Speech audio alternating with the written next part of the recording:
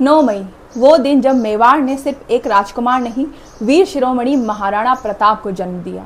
इतिहास में राजा बहुत हुए, लेकिन महाराणा सिर्फ एक कहलाए, वीर शिरोमणि महाराणा प्रताप। वो राजा जिसके लिए राजमहल से बड़ा था स्वाभिमान, जिसने अकबर जैसे सत्ता के भूखे आक्रांता को जीवन भर अपने सामने कुछ नहीं समझा। 1576 हल्दी घाटी, एक तरफ विशाल मुगल सेना, दूसरी तरफ मेवाड़ का शेर। सेना कम थी, लेकिन वीर शिरोमणि महाराणा प्रताप का साहस साम्राज्य से बड़ा था।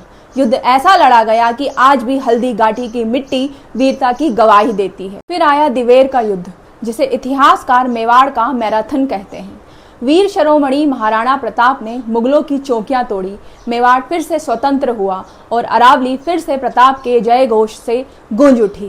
रण बीच चौकड़ी भर भर कर चेतक बन गया निराला था, राणा प्रताप के घोड़े से पड़ गया हवा को पाला था। अकबर सूतो ओझल रे, जाग्यो मेवाड़ रो शेर।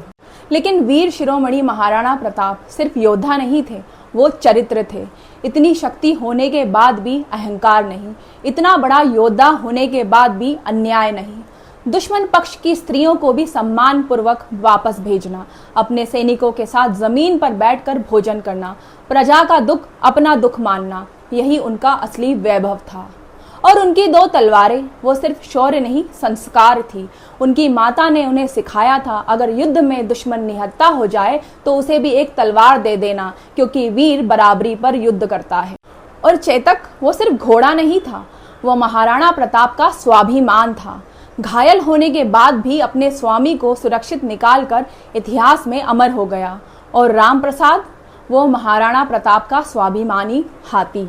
जब युद्ध के बाद उसे अकबर के पास ले जाया गया तो उसने अन्न त्याग दिया।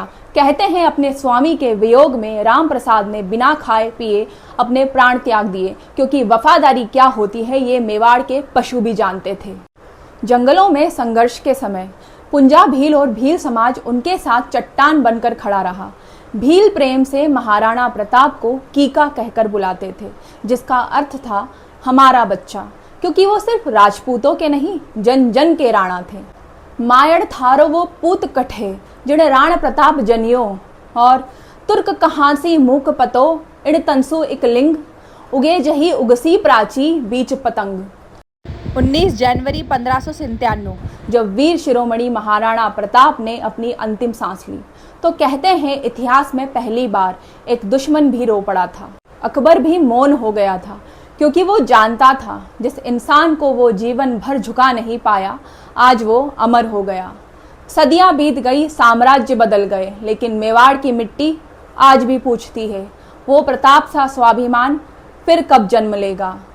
सिर कट सकता है, लेकिन वीर शिरोमणि महाराणा प्रताप का स्वाभिमान कभी नहीं झुक सकता। जय मां भवानी।